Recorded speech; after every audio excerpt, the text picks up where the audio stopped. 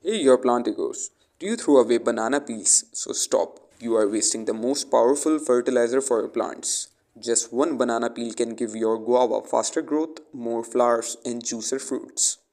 Let's take a fresh banana peel and cut it into a small pieces. Now add these pieces into a cup or bowl. Pour warm water on the top, not boiling. Just warm enough to soften the nutrients. Leave it for 6 to 12 hours. This warm water will extract all the powers from the peel. Warm water releases potassium, calcium and magnesium from the banana peel more quickly, so the fertilizer becomes more powerful in less time. It reduces unwanted bacteria or insect presence. Easy homemade liquid fertilizer ready. You can pour the banana peel water directly into the soil of your guava plant and other fruit or flower plants. You can also bury the soft peel pieces under the soil. They will break down and feed the roots slowly. Use this once every week and watch your guava plant grow faster with more fruits. Follow your plantigo for more magical gardening hacks.